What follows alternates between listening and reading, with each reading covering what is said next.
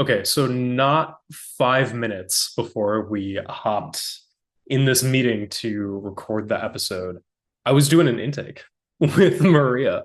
Oh my goodness. What were the results, Chief? I mean, don't out your health history to people, but what's the vibe? How are the corrections looking? They're looking good as always, and as expected of someone of her caliber, Maria, just was like, tell me what's up, and then is like, okay, here's what's wrong with you. Here's a solution. Get these herbs. The next time I see you in person, I'm putting these needles in you and giving you this moxibustion, and we'll go from there. Boom, boom, boom. And I'm like, consummate professional, this Maria. Hell yeah. I one of my favorite things is when mutual clients will tell me that they met with you and they'll be like, oh, and then I was recommended this formula, which turns out you can get at almost any Chinese herb shop because it's already a pre-made formula. And like it's been really helping. And like within just like an hour meeting, she was able to diagnose all these things with just like, but then also we did a more detailed intake and I became a coaching client and so on and so forth. And now like my health is better than ever. And I'm sitting here going like, that sounds like me. Like, that sounds like my life too and everyone I care about. And then people will be like, well, you must have like talked to her about like all this spirit stuff you saw mutually. And it's like, oh no, we have complete confidentiality. Like if this client Yeah, says like you can let her know this, it's one thing. But yeah. no, everything you say to me in a session is completely private information as well as to her. And they're like, wait, but don't you guys like hang out every day? I'm like, we do, but like we have good ethics about Mhm. client information. And then it turns then I later on like, well, I tell her this and I go to Maria the next morning and I'm like, so this person and this spirit, and we were like, oh my God, you said it too. And it's like it's a fun, like beautiful way to be like, oh my God, we both saw it, but also we both had a complimentary like advice to give. Yeah, that's always actually super nice when there's that confirmation because it's nice to get the confirmation back that the reading was really tapped in and it was the right information because if it's confirmed by both of us, it's usually the right thing to say. And yeah, so that's usually really great. And I love when people come back to me and tell me that they've also gotten a reading from you and it's a slightly different perspective, and we look at it from a different angle a little bit, which is really nice and beautiful. And when you kind of go from different angles, it also helps solidify what really needs to be done. So, yeah, but we don't talk about that stuff unless people tell us to. We talk about how many reps we're going to do at the gym. Literally. That's basically our conversations. I feel like the Yeah. Frightful Havels group chat is just like Salt and Kay telling me like what they did at the gym. And then Mhm. I have so much to contribute now to these discussions thanks to you. Yeah, that's basically our side hustle is all of us trying to get jacked. That's Yeah. what it is. Yeah. That's Real. definitely what it is. Literally, all three of us are on like the ultimate like fitness plan. Like Mhm. Marie and I are on this very particular one.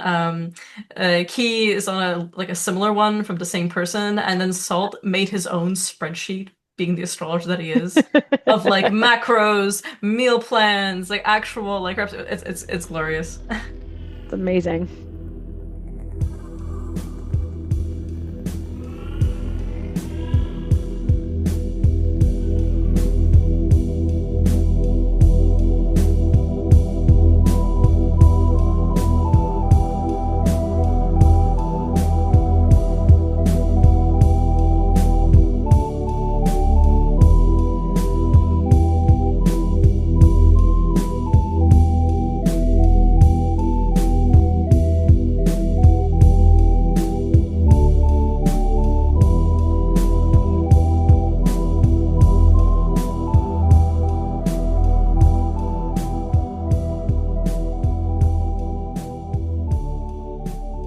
Be not alarmed at the frightful house which you may hear, its finger, salt, and by shall key.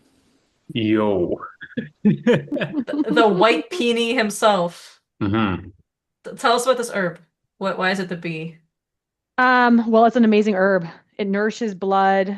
It helps prevent abdominal spasms. It actually helps to kind of fortify the exterior. So it's a really awesome herb. Very useful herb. And it's probably in a lot, it's one of the most commonly used herbs in the formulas. It's paired up with another herb, which is cinnamon, basically. So those two together are beautiful combination. Fantastic. herb across the board. Peony's the goat. Not to be mistaken for you were by Shanki in the episode Mhm. Salted on the Immortal Family. It's true. Yeah. Yeah. So similar, Close. you know, Close, but not the close, same. but not the same. Mhm. Yeah, yeah. Unless. Hmm So remember to check us out at patreon.com/The Frightful House. We have a bonus episode every month curated by and just for our patrons, a Discord server. We have my monthly almanac and a monthly live occult book club where we discuss the takes of your choosing, show notes for every episode, and a whole tier of monthly group spell work from the three of us on your behalf. Remember to give us a like, rating, and review on Spotify, iTunes, wherever you might be listening to us. It helps us fight the demiurge of the algorithm. And check out our services as well. Key offers personalised coaching and magic, mediumship, sorcery for hire, readings and custom talismans, oils and tools. Svinga offers bulk and feathermancy readings, and my books are closed at the moment, but keep an eye out for the almanac on the Patreon. Finally, hit us up on social media. Swinger is at Dragon Cunning. I'm at SaltCNC and Key is at barnow.key. And also check out Maria at greendragonhealer.com or instagram.com/greendragonhealer. Always worth checking out and getting a consultation, especially when you're dealing with health issues ranging from the chronic to the long term and immediate. hmm No kidding. Like single-handedly has helped all of us, including all of our closest friends, and now many shared clients that have been exposed to your work thanks to the podcast, which I'm really glad for. It's always beautiful to get those kinds of like comments back and forth. We have joked about you sometimes in the in the Q&As and in the episodes, just sometimes it's just like remarkable to look back on last year of my life, for example, and just see how much has changed thanks to your advice. And even now, Key having just come out of a consult. But also like down to the little like feng shui remediations that you've helped us do and the Mhm. Yeah. corrections. I was telling like around the time of Chinese New Year when you gave us those cards. Hmm. What are they called again? The ones for like the general? Yeah, it's the general. So each year they change, and it's basically it's a protective kind of talisman just to correct Hmm the tai shui. Yeah. Yeah, I was Yeah. telling Salt about that and I was like, yeah, I got this card and it's now in the back of my phone and I carry it everywhere and I can actually feel I Mhm. give it like incense offering every now and then so my phone smells nice. Yeah. Um Yes. yeah, I've been loving it because I was actually catching up with Red, who was on our podcast as well for the episode on Datsu. That was Red Who. And I was telling her about the Tai Shui and she was like, we just did a bunch of rituals for that spirit actually. It's the same one. So it's always great to see how it all comes around. Mhm. Yeah, it's just a little, it's a little bit of a boost for the year. But those are like simple little things that, anybody can implement and they make a really huge impact. Like I found anybody, even the people that don't really follow full feng shui setups and stuff in their house, like that, those types of little corrections can go such a long way for the year. So, um, Hmm but yeah, like that, and that's even in, aside from Batsa, because Batsa, we can correct a chart specifically, but this is just a yearly correction. So yeah. hmm Yeah, totally. Love, love, love the personalized talismans that you do as well for people's batsa and sorting out their shit, adding what needs to be added, reducing what needs to be reduced, getting all that balance. Yeah, they make a really big difference. Like I get people that I've sent them a talisman and then within a few days they message me back and saying that something major has shifted. Um, so it can make a really big impact. It seems like we obviously being Mhm. magicians and being into this type of stuff, we obviously realize its impact, but I've given it to regular people and they've felt it too. So so Yeah. it's always good to have to give it to somebody that doesn't really always believe in this type of stuff and then they print it out and they're like, yeah, like my job is better and my my boss is being so much nicer at work. Like it's just like Mhm. it's amazing. Or my relationship actually has been so much better and all this type of stuff. So it's good. It's really good. Yeah. I really enjoy doing it because it makes a big difference for people. Totally, yeah. And I think that's, something that gets really into some of like the herbal modalities themselves, where sometimes all it takes is like a small correction, like just identifying and encouraging the chi, the energy to flow in a particular way. And suddenly it's like, oh, cool. The natural state of humanity is to receive blessings. So let's do this shit. Exactly. Yeah. Hmm. Yeah, herbs do that very well. They're ancient teachers, We have to kind of listen to them, I feel sometimes.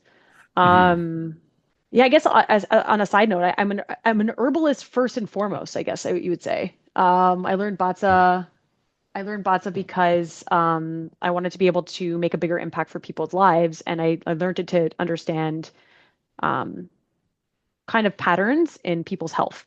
But I'm a Chinese medicine practitioner. That's kind of first and foremost. And herbs are kind of my love. They're like my passion. I kind of got into Chinese medicine, I think, originally and wanting to learn herbs because they're so amazing. So this conversation is really like I was looking forward to this conversation because it's always fun to share things about herbs Hmm. that I've learned over the years. Yeah, and just like that deep relationship that I've been able to create with them. So it's really cool. But yeah, they can change the trajectory of someone's life, which I've seen happen many times. So it's pretty cool and fun. Yeah, absolutely. And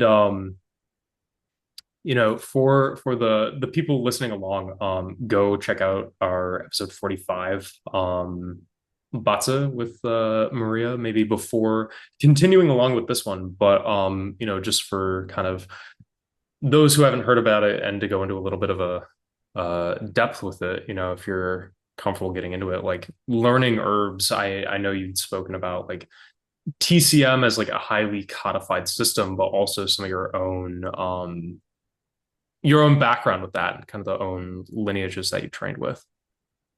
Yeah, so TCM is kind of like it's traditional Chinese medicine. It's what you learn in school. It's what we get licensed on. It's what the WHO kind of has codified. Mhm. That's it's cool. I'm not saying that it's not doesn't have its place. It does have its place. I personally practice a system called Jing Fang. It's a classical herb system based on the Shanghanlun, the cold damage, six cold damage.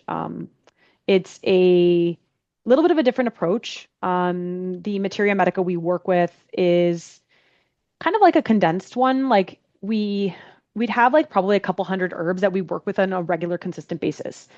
The regular materia medica of like TCM is like really big. It's like, Mhm. you're working with 10,000 herbs basically. Not on a regular basis, but the idea is that there's all of these different herbs in these formulas and medicines. There's also animal products, bones, this type of stuff. Jingfeng kind of narrows it down. It's kind of like these are the herbs that you work with on a regular basis. Create a relationship with them, get to know them, Mhm. work with them all the time. You can do a lot with those ones. And then from there, most pharmacies, depending on what you're treating, you're going to have about 100 herbs that you're going to work with pretty consistently as a practitioner. And it depends. Like, I think that sometimes as practitioners, we see things that mirror things we need to learn or we need to experience or something like that. We attract, I feel like personally what happens with me, I don't know anybody else that is in the health space. I get like kind of this group of people that come in with similar symptoms.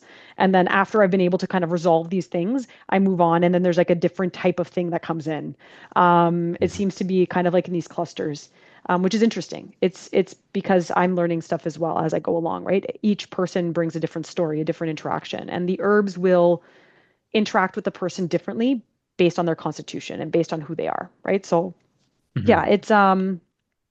it's a really beautiful thing. But I really love classical herbs because I found that they just were so much more effective. Just that was the biggest thing. The first time I remember myself taking a classical formula from my teacher, and I took the formula, and I had been taking herbs for quite a long time because I had been studying Chinese medicine and in Chinese medicine for already quite a few years. And I took a formula and I felt it like right away.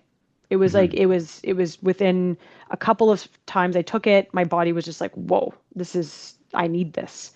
And it really made a huge impact. I've also just seen really remarkable like things happen, right? I've seen some very severe cases being treated with these herbs that have recovered. Like there was my teacher, she's a quite a remarkable woman. She treated one patient that had MS that hadn't been able to walk for a long time. And this particular case is an interesting case because what happened was this woman had had a car accident. And when she had that car accident, she was left kind of outside in the cold and the rain, like the damp rain, Mm.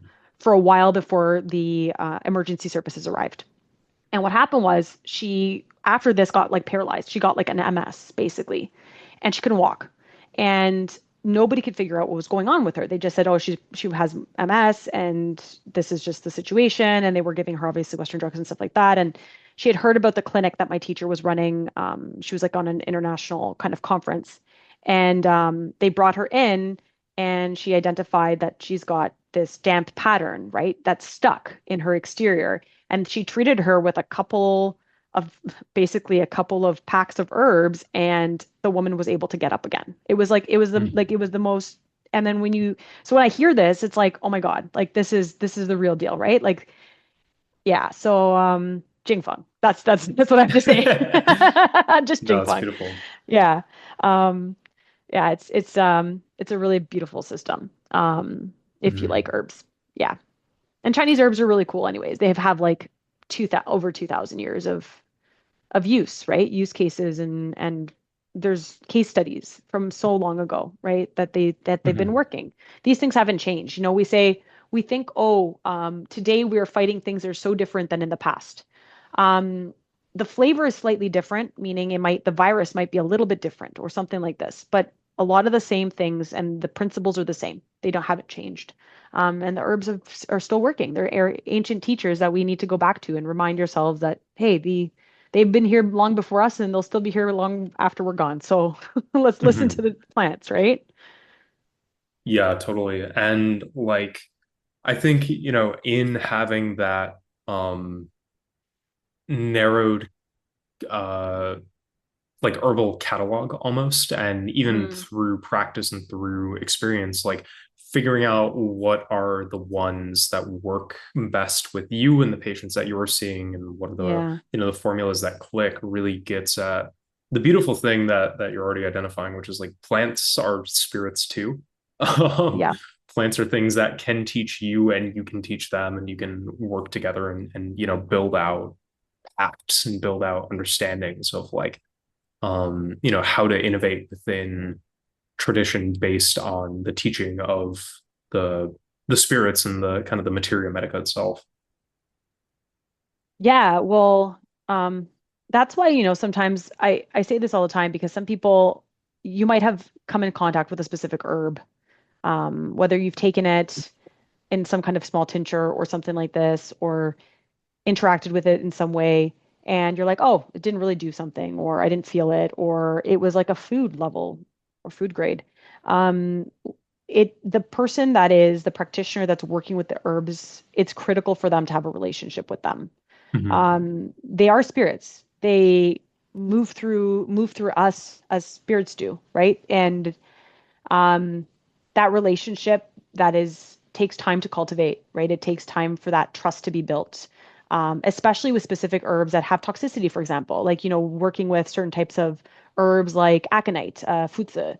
It's um, it's an herb that is extremely can be toxic, right? It's processed to not be toxic, but it has toxicity, and in that you have to understand that that plant needs to be kind of approached with respect and you know, a caution, right? And that herb will not work with you in the same way if you haven't established that relationship, right? It's like that relationship with the spirit.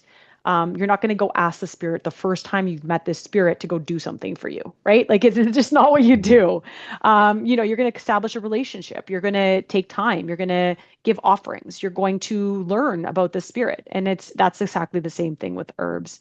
And that's why, you know, um, I think with specifically using herbs as medicinal purposes, even in magical operations, I would always recommend herbs that you know and you work with on a regular basis, or work with someone that knows them, right? That has those relationships and establish those relationships, right? I have like an herb pharmacy in my house. Mhm. You guys have been over to my house, so Hmm. I have an entire herb wall, and those herbs, I speak to them every day, right? I work with them, not just in medicine. I cook with them, right? I have a relationship with them. I use them in my magical workings. I put them under my kids' pillows in some cases, some things to help with nightmares. Like I do all these types of little things. So this is an ongoing relationship that's been with these spirits that has been cultivated over a long period of time. And that's why they present and they come and through me in a different way. Um, so that's spirits of herbs. That's just yeah. It's hard. It's interesting. It's just I don't know. I just see them as spirits. That's how I see them. To me, Yeah. they're like alive. You know what I mean? Like they're completely alive and they have a character and a personality and preferences and ways of being and things that they like to do, you know? Mhm. They look like little people. That's what they look like to me. So yeah, In one that's how of I our characterize. one of our previous episodes, we actually had one on like an intro to plants, like it was number 49. It's actually 10 episodes exactly before this one. And we said we want to have guests back on, like friends of ours who have or like deep herbal practices. You definitely want to have Mohegan back on. We want to have Albert Mhm, back on to talk about herbs because each person's approach and tradition will obviously have overlap with each other, but they'll also have their own idiosyncrasies. And I think that specifically since you're also like a healer, like you don't just do magic with herbs, you don't use herbs specifically as sorcerer's allies, but you actively are trained to heal, to treat in ways that none of us are. I think that brings an interesting side to it, which is when you're speaking to them as spirits, and especially as you're saying, your lineage has a like a smaller range of herbs, even though it's not actually like small by any means, but like compared to like TCM. And I appreciate you pointing out even the previous episode, the difference between classical versus traditional Chinese medicine, because these mhm, adjectives can sound both like very similar, but they are quite different, depending on like when the system was actually codified and created. And mhm. so like knowing that you have TCM certification here in Canada, but you're also so you can actually do this, but you have this additional older lineage. It's interesting how much of it overlaps with my own herbal training in both bulk and folk magic as well as in Kimanda, because there's this emphasis on actually forming a relationship with the plant, being able to Mhm. grow Mhm. it, being able to understand it and detect it by sight, and being able to actually commune with it. Because even if you have the formula completely correct, if you are doing work on somebody energetically, you can't necessarily move that plant if you don't have a relationship with it. Yeah. No, that's so true. It's the entire process, right? It's from the beginning. It's like we had I was having this conversation with some colleagues because we can get some really good quality, quote unquote, organic herbs from California that are grown in California. And a lot of people were saying, yeah, like they seem like all great on paper, but they weren't finding that they were as effective as some of the stuff that they were getting from China. And it was like, well, why is that the case? And I was talking to one of my mentors, and his comment and his kind of commentary on that was, well, you have to think about this. In China, in these areas, in these regions that they've been growing these herbs, they've been growing them for thousands of years, right? This like particular area, this village grows one herb, and this is like their prized possession. They know how to go in deep into the mountains and cultivate it. And when they help to replant and stuff, it's like it's in its natural habitat. And it Mhm. gives potency because the energy of the space and of the land gives potency to these plants as well. So it's a combination of like how they're grown, where they come from, the land that they take their energy from, the person's intention that's working with them, how you're processing them, how you speak to them, how you store them. All of these things matter. That's why, someone that might just pick up a bunch of different things and throw them together that doesn't necessarily have the basis or the kind of the experience with them or that relationship, like more than anything else, right? Having that deep relationship. They may not have the same effect, right? The herbs will not speak in the same way. And not only that, but each practitioner, their energy brings something to the table. So each particular person that is a healer, because we all work with our herbs slightly differently. It's an art, right?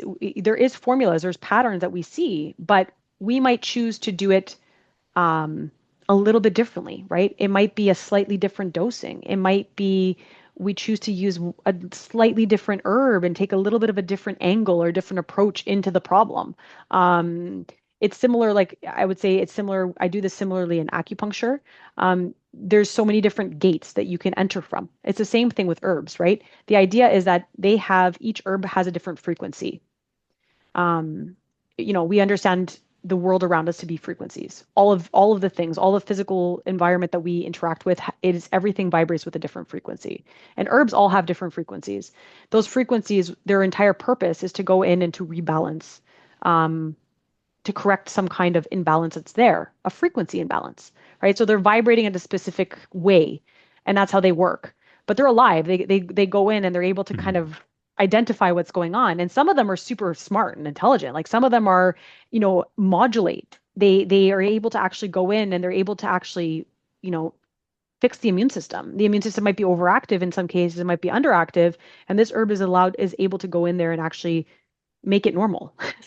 It's Mhm. like, how does it do that? How is it able to have the intelligence to be able to bring an immune system that's overactive down and an immune system that's underactive up? That's crazy, right? Mhm. But some of them do this. They have that intelligence.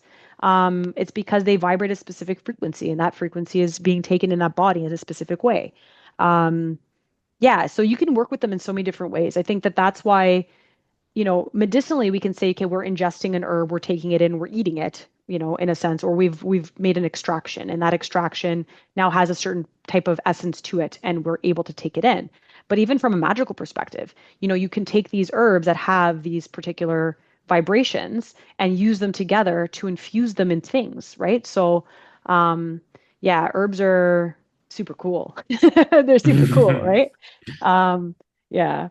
I think it's also one of those things where speaking about these things in English can be a little bit tricky because I think a lot of people hear like frequencies and they kind of think of like really new agey stuff.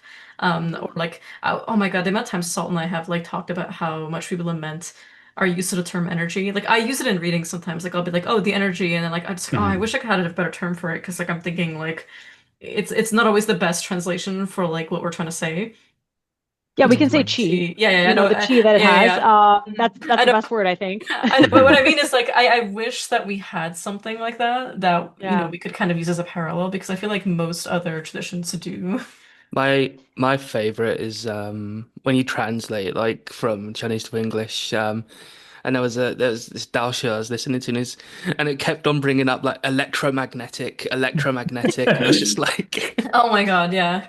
Yeah, No, actually, it's so funny. It's so funny. there was there was this one like Taoist like seminar that you sent me once, and it was really good.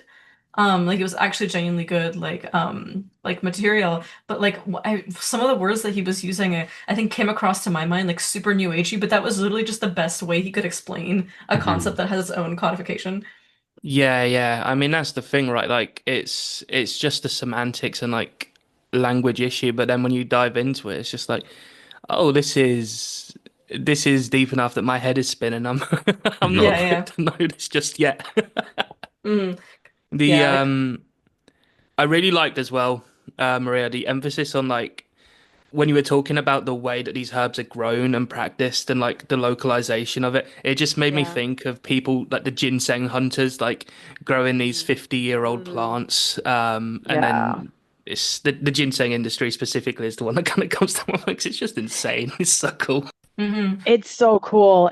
Yeah, it's remarkable, right? The potency of the herbs that are grown in their native Mhm. environments are so much stronger. And when they're wild harvested, it's like if you go to like, you go to the Chinese market to try to get wild harvested certain herbs, like they're insanely expensive. Like a raw, like a sorry, a ginseng that is like wild harvested can be like tens of thousands of dollars. It's Yeah. like it's pretty Mhm. crazy. But when you hold them both in your hand, it's just not the same thing. It's like they're completely Mhm. different, right? The thing is, this is the thing. So, a lot of herbs, they grow where they grow and how they grow gives them a lot of their medicinal properties. And so, for example, cordyceps, which a lot of people know cordyceps, it's a mushroom. It grows wild in like kind of the Himalayan mountains. It grows at very high altitude. This particular herb or mushroom, this fungus, had to adapt to very harsh climatic like environment, right? There is not a lot of oxygen up there. It is harsh. It's a harsh environment. And what does it do? Well, it really helps the lungs. Like we've actually know from even from a scientific perspective, what it is able to do is it's like supercharges athletes because it actually increases oxygenation to the blood. Because why? Because this herb was grown in an environment that had low oxygen. Hmm. So it takes from that hardship that that it's gone through to grow and to survive, it now gives us this medicinal properties. It's similar to mahuang. Mahuang is grown, it's grown in the desert in like very, very dry kind of environments, right? And it's basically like this herb that is like, it makes this cold go away. It basically pushes cold out of the body and it makes you sweat to release this cold pathogen, right? So it's interesting. It's very interesting how if you look at how they grow or where they grow and the types of soils and all this type of stuff, it's pretty remarkable. It Hmm. tells us a lot, and that, a lot of the intelligence comes from this. It's because it's all connected to that, right? It's connected to the natural environment that it's grown in, the forest, and that's why I love.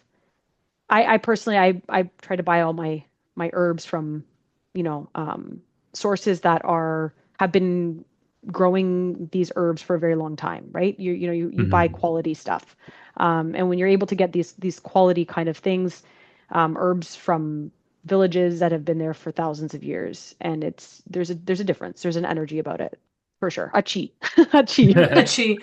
I think Yeah. that you make a good point too, because for those of us who are practicing diasporic traditions, right, Mhm. or in our case, like you and I live in Canada, but we have Balkan practices from Greece and Serbia, Mhm. and so Mhm. one of the things about that is like, well, we don't have access to necessarily like the same land and the same environments, right? Like both of these, whether it's islands or mountains and so on, and we've talked a lot in this show about like what it is to practice in other countries, including like Yeah. going out and knowing, okay, what is the substitute for this according to the traditions and herbalisms of this place? Like, what are the things that my spirits from that place now manifest here? And also like knowing that it's not to endlessly fetishize like kind of a notion of like original place and tradition, but it is something nevertheless to respect that this is still a land that is actively cultivated. So there are things I import for sure, and like I need. There are other things that have kind of made pacts with other spirits and other plants here and know what their equivalents are. And like if one spirit comes through, let's say, a very particular kind of tree that doesn't exist here, like what kind of new tree to come through here? But sometimes there's no Mhm. substitution. It just has to be the original. And I find that what you mentioned with like California, for example, is like those are high quality herbs, right? Like no one's not gonna Yeah. turn their nose against that because they're actually used in like amazing formulas all the time. And then, but wondering like, what is it to tap into something that's been like intentionally worked in that way for generations? I think it's very, Mhm. or like, what is it to work on like in the Kimanda context, like a plant that you harvest, let's say, on your own, let's say wild harvested with the proper offerings paid is going to be much better than something that you buy.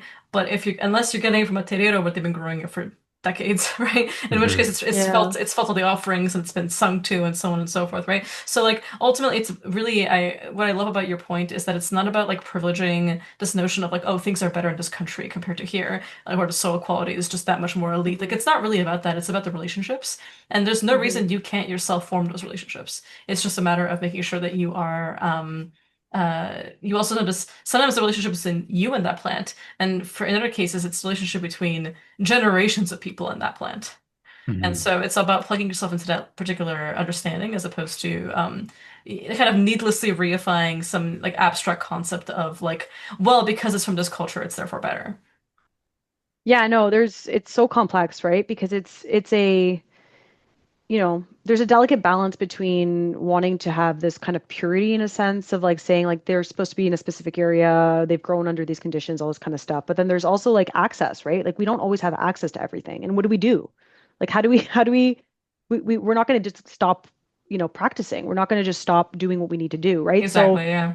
how do we Hmm. adapt, right? We need to be adaptable, just like the plants adapt, right? Just like the plants adapt to their environments, we have to adapt as well. And so being in that communication, in that relationship with the plants, you get that kind of feedback, right? And Hmm. you're able to get the points when you need. For example, it's very hard to get one specific herb here in Canada because it's, for them to import it, it's not really technically quote unquote something legal. It is something that can be toxic, but it grows wild here. It's wild ginger, but we use it, and it has a very, very specific purpose that can't really be replicated by another herb. But it's very hard to get. So if I was to go to a Chinese like herb shop downtown or something like this, my regular suppliers, they don't have it normally, right? And it's very challenging to get. So like, what do you do, right? So, I had to go and I had to source. Now, is it the exact same plant? It's a slight different variation, but it's the basic. It's the same family. It does the same thing. It works in the same way. It's wild ginger. So what do? I grow it, right? I've been growing it now for over 5 years. I it takes a long time to grow it. You need to allow it to go through its multiple cycles year after year before you harvest. But then I'll be able to harvest and eventually have this plant that can't its medicinal value can't be really replicated. What it does is it actually, like, for people that's hands that are like they have neuropathy in their fingers and their toes, where they have like lost sensation, or there's like cold from like extreme arthritis or something like this. It can go into these small little capillaries basically in the fingers and the toes and stuff like that, and it actually brings them back warmth and heat and life. So it's able to basically give people back sensation in their hands and their feet. So it's not something that, and it can't be really replaced in a specific, like, by anything else really. But it's something that if it's not used properly, it can be very toxic. So, you adapt. You adapt. Yeah. You work around it, and you have to find ways on how to work with that. And to your point, it really, every tradition works with different types of plants.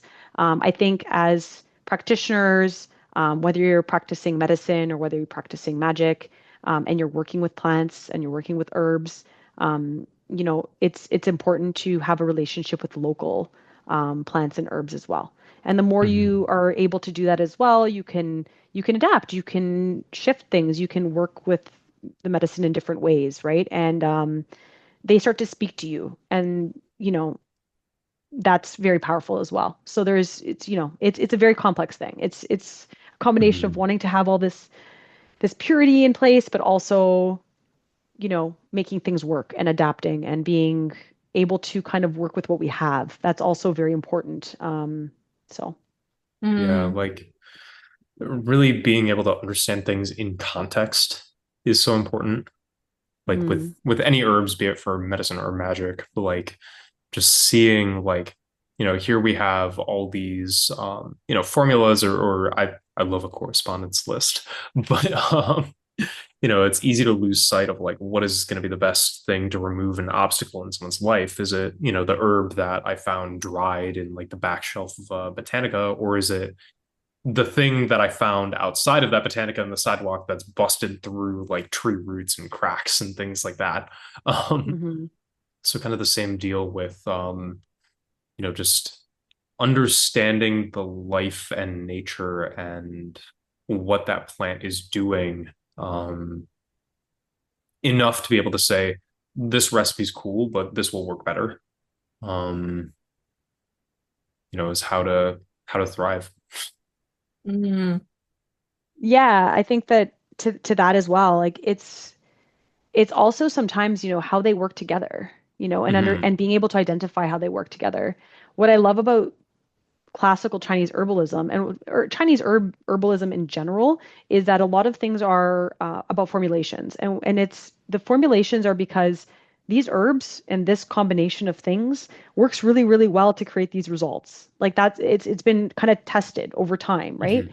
Some of them have really good relationships. Like some herbs are just like these like little buddy pairs that just like love to work together. Like baishao, I was talking about baishao earlier. It loves to team up with guizhi. Guizhi is like a cinnamon bark, and they love working together. They're just like this like cool little team that it's like there's these little buddies. They just want to be together all the time, and in every formula they show up together, right?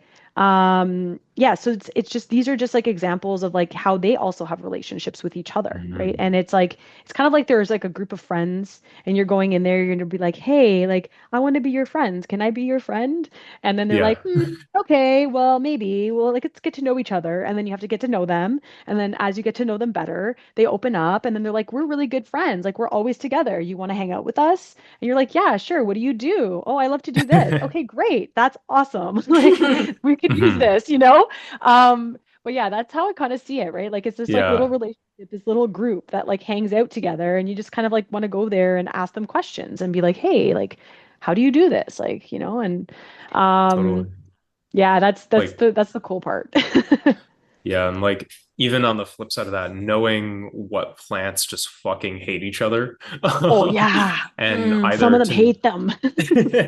and just to know to like avoid putting them in the same room lest your magic not flow or the medicine be not effective or just something gets Yeah, fucked up because these plants are too busy using all their chi fighting each other as opposed to helping out the person, so or making whatever juju you're doing.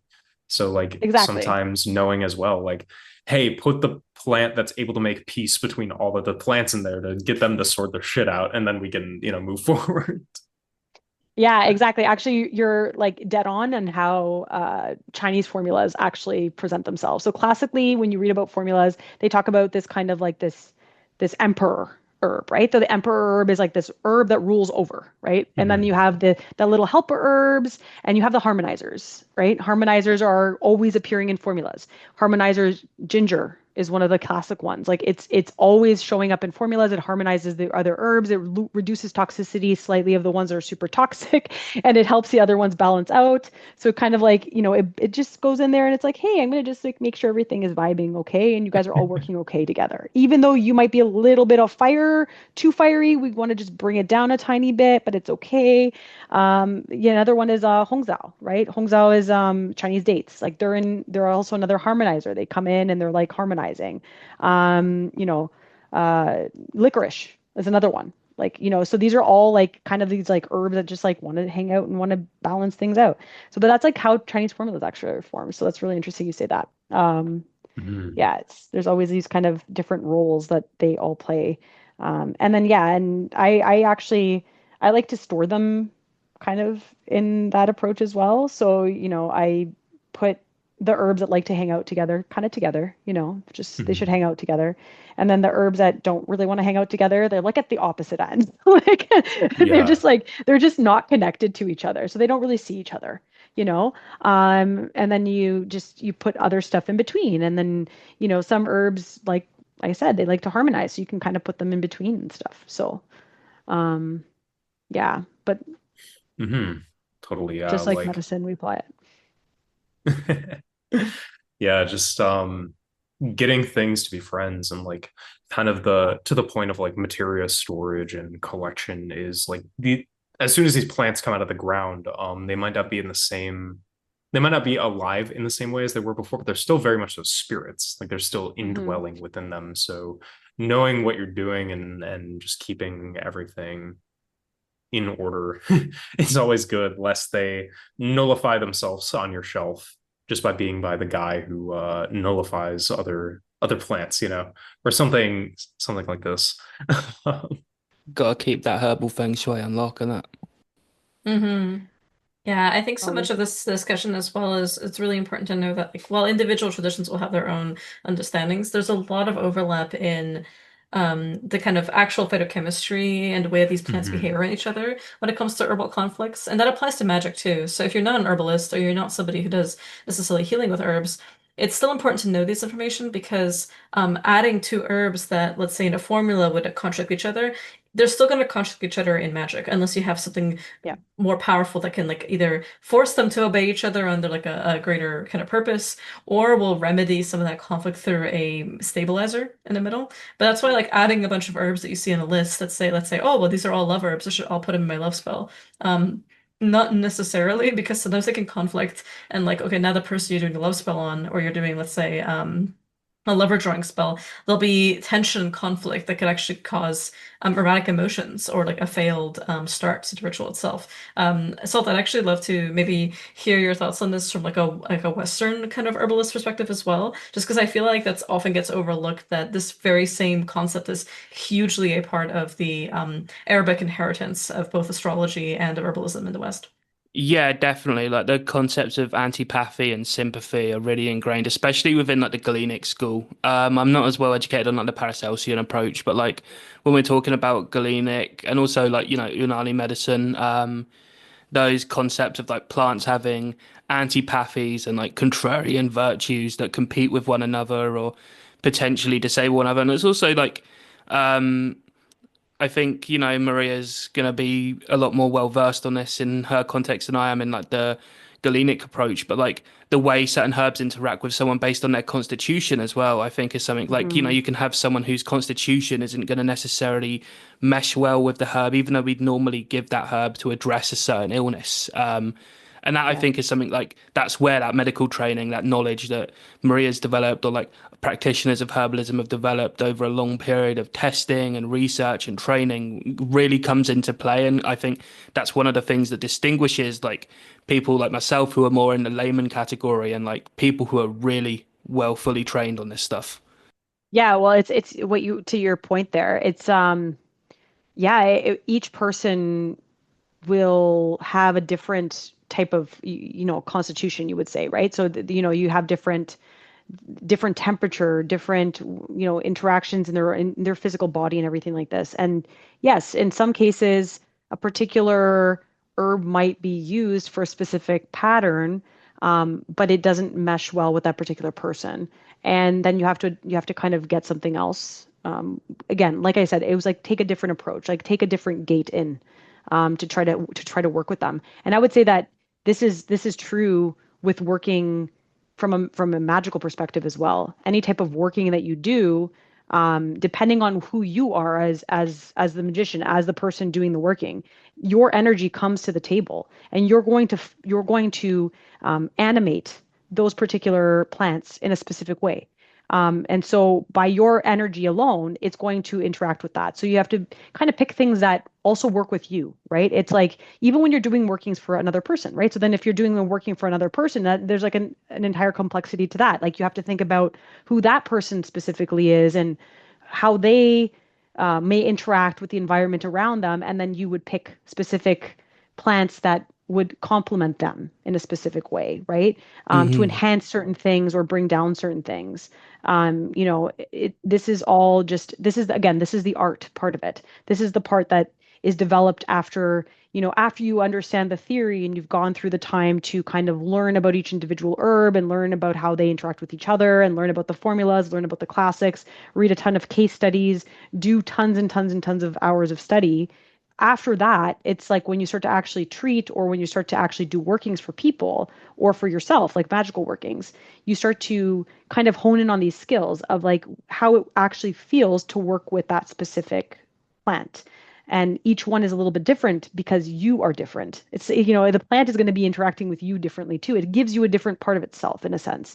That's why it's really important. Like, we'll go back to the aconite, right? Aconite, everybody knows aconite. We use it a lot in magic, right? It's a super powerful magical herb. It's used for medicine as well. It's used for healing. It's called futze, and it's very, very hot. It's can be very toxic if it's taken in the wrong way and it's not processed, but it also is one of the herbs that revives organs and brings people back to life that are like on the verge of death. But you have to have a relationship with it because what side of that herb is going to present itself, right? It's like, and based on the particular person, we can't use that all the time. Some people, they might need it, but they're running too hot already. And if I gave them futsa, they would just go mad, right? So what we have to do is then we'd have to like give them a bunch of other things first to calm the heat, and then maybe afterwards bring in futsa. So this is again understanding the herb and the nature of the herb, and understanding the nature of the person, and understanding the nature of the situation that you're using it in. You're going to use it for certain offerings for certain types of goddesses, for example, it might be sacred to, but you may not do it in specific ways with other things. So it's just that's just my little piece on that. Oh, for sure. Yeah, yeah, yeah. And how, so you've talked a lot about like using herbs with, in formulas, right? So you're ingesting this kind Mhm. of like as teas or as pills and so on and so forth. How do you in your practice use them as well for magic?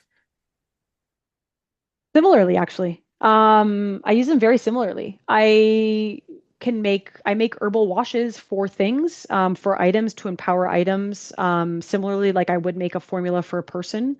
I treat that thing that I'm kind of animating with energy, with chi, in a similar way, right? I would take the herbs, I enchant them, I speak to them, I boil them, or I use alcohol extractions or whatever it may be, depending on the application. And I would use them in that way. Sometimes I use them in their kind of raw form. I might powder them down. I might put them into things. Like I said, I might make little charms and put them under my child's pillow. Hmm. Um, for nightmares or something like that. These are all ways you can do it. But it's similarly to how you would ingest them in a sense. I think that plants, the beautiful thing about plants and their intelligence is that, it's a range, right? In some cases, some of them are edible, some of them are not, but we use them in similar ways and we bring out their nature in similar ways, right? So I like to make teas and use them as baths and as washes. Hmm. Um, you know, you're baptizing that thing magically in a sense, right? In this wash to empower it with that with the wisdom of these teachers, right? Um, yeah, Hmm. It's awesome stuff, like just how much overlap there is, because ultimately it's like we're just pushing chi around, man. that's um, exactly it. The frequencies, yeah. Not the frequencies. not the frequencies. The vibração. Vibrações, yeah. Well, you've been recently working on some herbal magic for some protection amulets. And Yeah. Key and I were very lucky to receive them in person last time you were up here visiting Key. And let me just say, they're popping, they're buzzing, Mhm. they work. I feel a huge shift. I feel them like plug into my, forgive me, lads, for even uttering the name, the auric field, if you will. Like, I don't know why I have such like a embarrassed reflex with some of these things. I think it's because I spent a lot of time like just Mhm. around people who use these terms a little sloppily. But like, there is a point to it, right? And it is a real thing. I'll Yeah. stop. I'll stop apologizing for it now. But yeah, like I actually felt the protection of it very strongly, and it paired beautifully with the other protective amulets that I have around. I always have your Mercury Nutmeg on me, and like I've noticed that the luck generation of that and the protection of this actually ends up protecting the luck. And Yeah. and also Yeah. they're in form of bracelets. I'll let you explain them, the beautiful jade bracelets you've made. Yeah, these have been like a long time in the thinking process, and I was waiting for the opportune time to make them. I really, really liked this year, particularly being a snake year. So anybody that kind of has listened to Batsa, or if I've been talking about Batsa, some people that have had readings with me and I've given them updates on the year. We're currently in a snake year. Snake is this wonderful, wonderful animal in Chinese astrology that is the kind of the keeper of the unseen, right? It's like it's the animal that is most connected to the spiritual world. And it's kind of the animal that bridges between the two worlds, you know? It's the animal of transformation. And it's just a really powerful year for any type of spiritual protection, transformation, these types of things. So there's a lot going on, and I felt like it was time to amp up our protection because you can never have enough protection, right? So I wanted to create something that was going to protect against the physical things like, physical harm and things like this, but also spiritual protection. So I spent many, many hours kind of, I used red string. Symbolically, red is supposed to ward off evil. In, Buddhist and Taoist traditions, a lot of actually Eastern traditions in general use red string. This is very symbolic. Um, so I spent a lot of time kind of hand braiding and chanting over all of the knotting that I was doing for each individual bracelet. And then each bracelet has the green jade, so the like the nice, the good quality jade, and a white donut, so like a white pie um, Mhm. in the middle. And so yeah, I made all these bracelets, and then what I did was I created a wash with a lot of the herbs that I work with on a regular basis that I would help to treat someone internally as well. So the same kind of way is to strengthen their Wei Qi. So you talk about auric field, we talk about Wei Qi, right? It's your defensive Qi, it's your defensive energy that you have around you that kind of protects you from everything from a virus to a spiritual attack. It does all of it, right? It takes all of the brunt of the force that's coming at us all the time, right? Um, so took a bunch of different herbs, I enchanted them, and then I used the summer solstice energy. So at the peak of the solstice, they were all placed in a bath and then left there, and then sealed off with smoke and incense. So yeah, I'm really really excited to bring them into the world, and I'm super happy that you guys are enjoying them. And yeah, it's been a really fun process. It was a labor of love for me, but I just want to be able to bring some of the knowledge and some of the relationships and the wisdom I have from these herbs and these plants to people. I'm so Mhm. grateful that you let us test them out, especially because it was interesting to see you make like a wash and you explained to me like, oh, these are the herbs I had to use because they don't conflict, but it also runs a little hotter on average. Yeah. Because of the protection as opposed to cooler. And then furthermore, like it's supposed to kind of like it when it taps into the astrology, if it taps into the solstice, it taps into the snake year. And also it's like really high quality jades. Like I know you can get like a nice red stringed bracelet with like a gemstone in many places in Chinatown in our city, but like knowing that you have like the actual really high quality jade and that you washed it and enchanted it and like programmed it with different spirits, like I love it. I'm a big fan of bracelet charms because you only have you can only wear so many necklaces depending on the outfit, Mhm. but a good bracelet you can wear everywhere. Yeah, I And wanted to make them kind of like discreet in a sense too. So it's yeah, like like it hiding doesn't in look plain like this sight. mass exactly. Mm, Like you can wear it all the time and it's completely acceptable and it doesn't look like you're wearing a big charm. Like mm. Amazing. Well, I don't know. Like I said, we gotta ship you one because they're really good. And one of the things that I've noticed as well, like having worn it a few times when I'm out as well, is that like there's an element. I'm wondering like which herbs you use for this. You don't have to obviously reveal if it's your formula, but like Mhm. there's something about like I feel the protection of it for sure, but I also feel its purification. So like I've noticed like there's Yeah. some of that heat, like it feels almost like it has like that kind of ginger-like quality where like I notice I'm out and about and like something that happened that could have been bad luck, but then suddenly like I'll get a boost, something lucky will happen shortly afterwards when I'm wearing it. And it looks like just Mhm. like such a normal, discreet bracelet. And so I'm like, oh, like there was a purification here. Like something bad that could have happened to me was just transformed to a positive force that like actually compelled something better to happen to me. Yeah, it's that's a little bit of my like that my training for my teacher. It's kind of like my talismans have that effect a little bit in the sense that it's not necessarily going to stop something from happening. Like you can't really take away some things from happening. Like some things will have to happen, right? Like Mm. this is just the nature of things. But it will lessen the brunt of the force that will happen from that thing.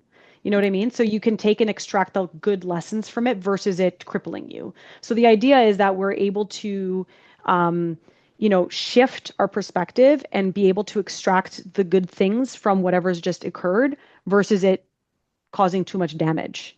And then it's also about discernment, right? It's also about being able to identify, when something is good or bad, or when it's the right time to take ourselves out of a certain situation. It gives like a little bit of a bird eye view of like this kind of being able to zoom out and then zoom back in.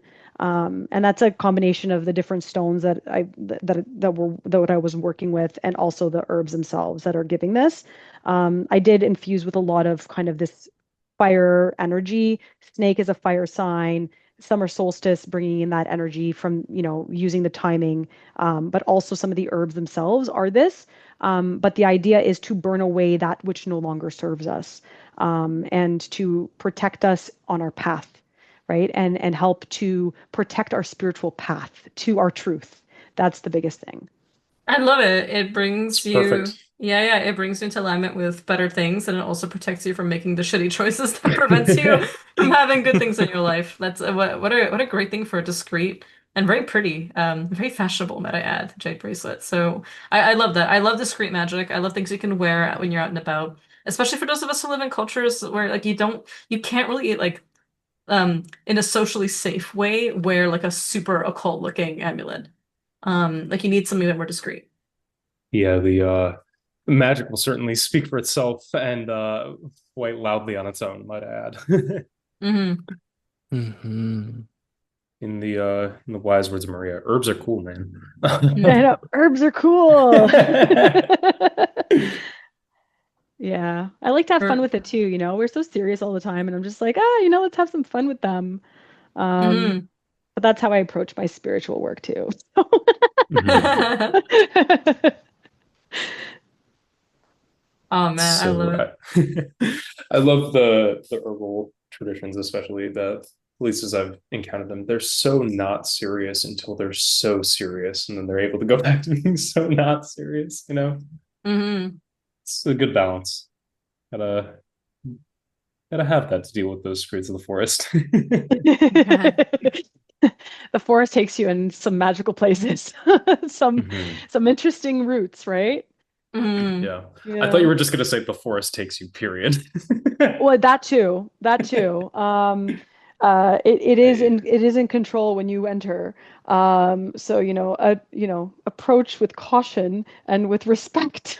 Mhm. Um, but yeah, you can't go wrong with those forests with the forest spirits. And it's got to be fun, because that's what we do. It's like bringing some joy and just some like laughter. We take life is so serious in so many ways. But I like to approach all this stuff with a bit of kind of joy and laughter. If that is one thing that I can take away from these teachers, these plant teachers, is that Hmm. more laughter and more joy is the best medicine. So. Oh yeah. Hmm. When you do astrology readings for people, like, can it come up that like certain herbs are immediately ideal no matter what their situation is, or does it always take a more detailed intake? So with the Chinese herb specifically, it's more formulations. So I would have to Mm. go more detailed intake. But I will be able to identify somewhat of the pattern that's going on. And then it points me in the right direction. And then based on some of the imbalances of their energetics, in terms of their actual chart itself, meaning like what the balance is of specific elements, certain herbs would be more suited for the person than others. Again, because you know, it's really all connected. Mm. The chart will show, somebody that has way too much fire in their chart, for example. This is an easy example to look at. They run hot, right? They're fiery. They're very Mm. intense. They tend to burn out energy easy, right? So they're going to want more fire, but this is not what they need. Mm. Um, right? So then you go to herbs that will calm fire or will balance that out. So perfect example, you go blood building herbs. Blood building herbs, you have Bai Shao, which we talked about earlier, Hmm. is a blood building herb, but then it's cool in nature. But then you also have Dong Gui. Dong Gui is a hot blood building herb, right? So these are two different herbs that both build blood, but they have different temperature. They do different things. Some people will do better with the Dongwei, and some people will be doing better with Baishao, and sometimes we put both. And that's fine too. But like they're used in certain proportions in order to balance out the temperature. But this is something that you can look at someone's chart. Like I've told people in the readings, like I already know you'll have blood deficiency, and they're like, yeah, I do. I actually am anemic. How did you know that? I said, well, you don't have any of this element, so it's for sure something that will be a life pursuit of yours that you need to build this element. And from a physical perspective, that will show up in this way. So then you can automatically know that they're going to need these types of herbs. They're going to need stuff that supports blood, right? Hmm. Um, Shuddhi is another one, right? It's another blood building herb. That would be another herb that would be like, yeah, this needs to show up in this formula for this person. Um, but again, if it's not cooked, it's cool. If it's cooked, it's hot. It's like hotter in temperature, right? It's warmer. So depending on their Hmm. temperature. right? Love it. So It's beautiful how well all the systems play together. And, like you were saying, just even pursuing, astrology just to better help people. So it's a fantastic integration and, always excited to see what you're doing with it next. Yeah, what's next on the horizon, Maria? oh man, I told you guys I've gotten more into like the health coaching and stuff, but I've been Mm. doing a lot of spiritual mentorship and kind of meditation and inner work, cultivation stuff, um, by chance because a lot of the people that I was working with, we started doing these things and just sharing some of the knowledge and some of the teachings that were passed down to me, um, and it's been really helpful for them. Yeah, so I've been doing that and. Um, I've gotten a lot more into some other traditions that I can't share of right now, but are really near and dear to my heart and are something that I'm going in deep, so yeah, so there's always a pursuit of knowledge and always a pursuit of transformation and just bettering the self. That's something actually that my teacher told me, is part of my chart, right? I Mm. my lifelong pursuit is to pursue spiritual teachings and transformative traditions. So whenever I can get trained by masters and stuff, that's what I do. So Hmm. yeah, hopefully go to China at some point soon. That would be really great. Yeah. Amazing. Well, if people want a consult, if they want coaching, if they're interested in just as a magician to level up their health game, if they're looking for somebody who can act as a, someone who can actually give them prescriptions and help, but also specifically speak to the matter of ancestors and spirits, intermediation, familiars, and witchcraft, obviously they can check you out at greendragonhealer.com. And if they want the bracelets, they're available there as well. Yeah, so they're going to be launched as this episode gets launched. There are limited amount of pieces. I won't be making them again. I like to make things and then move on to other things. One and done, yeah. One and done. So they will be like limited and oh, and I will mention as well because as I was making them, one of my spirits came through very strongly. I did make an additional child size bracelet. And this particular spirit told me to tell everyone that if you have a child that needs protection, and you're a parent or you have like a child that needs protection, please just feel free to just email me directly, and I will send it to you at no cost.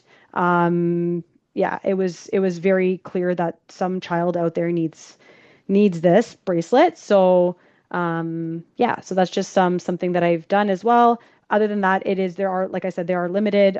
So it's a first come, first serve basis. Um, yeah, and I hope everybody enjoys them. I put a lot of love and care into them um and a lot of my herbs that I work with for a long time, all their spirits have been infused in there. So yeah. We love it. And I'm really grateful that you let us test them out before they went live because you know us, we will actually test it. We will go out and like put it to the ringer, and it's been fantastic. And I really appreciate it. I appreciate it. That's why I gave them to you. I want the feedback and I want to know how they do in the field because that's the point, right? The point is that we we do this stuff and we put them in the field in action and try them out.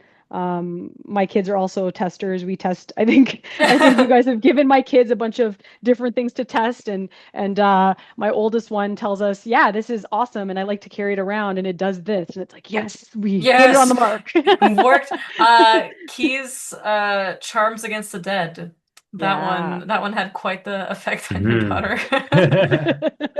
She absolutely loves that thing, sleeps with it under her pillow, and she knows when it's not there. Like her sister's taken it away and put it somewhere else, and she like is like, "Where is my talisman?" Oh I man. Well, like they were seeing ghosts. Like that will keep that away. And as well as your snake plant. I wanted to say though, I remember distinctly coming over to your place when your eldest was very young and giving you a bunch of like pentacles I had made in silver. It was the lunar pentacles. Mhm. And she straight up stole them and like wouldn't let you have them. And I was like, that's your mom's actually. That's for her. And she was like, nope, it's mine.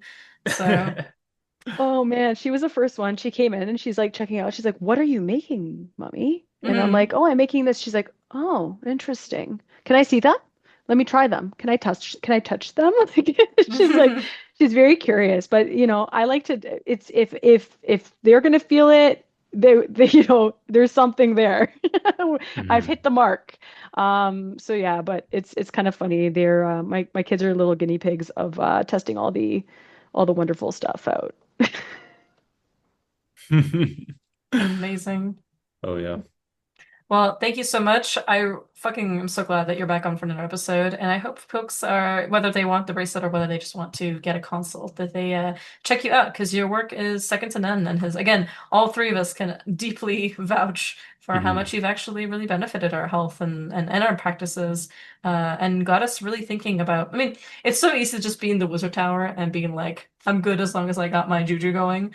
But having a stronger connection to our health and the way that chi magic, ashe flows through us is something else entirely. Mhm. Yeah, Yeah. thank you so much, guys. I appreciate you so much. You guys have no idea. Um, you know, I'm beyond grateful, and it's so beautiful to be able to share this like friendship that we also have with each other, with everyone, and um, just as much as I help you guys help me on a daily basis, and it's so greatly appreciated. And um, the wonderful thing is, it's just like such beautiful teamwork, and just trying to make the world a better place. So. Absolutely. And we're trying to make it a better place, one really bad song suggestion at a time. They're not bad. They're good. They are good. I listen. The whole thing of me being like, oh, I feel embarrassed to even use some of these terms. And meanwhile, like I have a playlist called the Akashic Records. It's tongue in cheek. Uh, this mine is how I feel after the gym with you. But it's also UK Garage specifically for salt, and it's up and Cuddy ranks as harm and dangerous.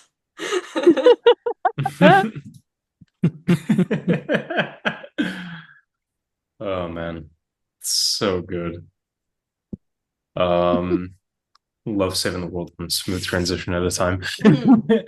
um, and then today another techno all-star for Maria. Not quite techno, but still. DJ Choose, the sun, because we all need a little more sunshine. All need sun to grow. Hmm. Yes, I will share mine. Hmm. It is Enrico San Giuliano Astral Projection. What? Oh, what? I remember the first thing you put that on, and I was like actually astral projecting in your car. Great track, and you got to see him live recently. Oh my gosh, that was amazing. I got to be on stage with him and it was so awesome. I love techno so much. Yeah, but Um, also Maria has the passive juju. It's in her astrology where she will end up backstage no matter what the festival is. Like somehow, like she will be in the VIP Hmm. area. Once we were all partying, we were at a club, and like she disappears for like 10 minutes, and we're like super fucking going, like we're like really dancing. Keys just had a bunch of like tequila shots. Everything's going great, and then there she goes back, and she's like VIP bracelets, and like puts them on her wrist. So like, what the hell? We end up backstage with the cold Buddha bar. It was crazy. So that is one of my favorite juju that you have. You're a great healer and all. It's nice. Herbalism wisdom, great, super nice, really great. But the fucking backstage juju, make me a bracelet that gives me that. yeah, maybe my next bracelet will be backstage juju. Yeah, That might yeah. be the thing I do. I don't know. We don't know. It is like it's kind of like the incense that you burn to make you better at making incense. Like this is the bracelet that gets you VIP bracelets. Hmm. It Exactly. has like magnetic herbs that like makes people want to put them on your wrist when you're there. Like some like random like a bouncer will be like, you get this now. Yes. Yeah. Awesome. And our license to depart is uh my goodness, a classic. Key, do you want to Yeah. explain? Yeah. So today we got the I guess what's called in the scholarship the epic introduction or like the mythic introduction to with Festici. Mm. Um Apologies for butchering the Old English there, but the Old English medical text that is in the British Library that has a ton of different Anglo-Saxon charms for healing and herbal preparations inside of it. So this is the intro as translated by Alaric Hall. The classic Lugdunga. Hit us with it. There was a loud, yes, loud, when they rode over the burial mound. They were fierce when they rode across the land. Shield yourself now, you can survive the strife. Out, little spear, if there is one here within. It stood under lime wood, under a light-colored shield, where those mighty women marshaled their powers, and they sent shrieking spears. I will send another back, a flying arrow ahead in opposition. Out, little spear, if it is here within. A craftsman sat and forged a knife, small as swords go, and violent the wound. Out, little spear, if it should be here within. 6 craftsmen sat, wrought slaughter spears, the outs, spear, not in spear. If there is here within a piece of iron, work of Hagistan, it must smelt. If you were shot in the skin, or were shot in the flesh, or were shot in the blood, or were shot in the limb, may your life never be harmed. If it was the shot of Ese, or if it was the shot of or if it was the shot of Hagistan, now I want to help you. This for you as a remedy for the shot of Essa, this for you as a remedy for the shot of Elfa, this for you as a remedy for the shot of Hagistan, I will help you. Fly around there on the mountaintop, be healthy, and may the Lord help you. And you take the knife, put it in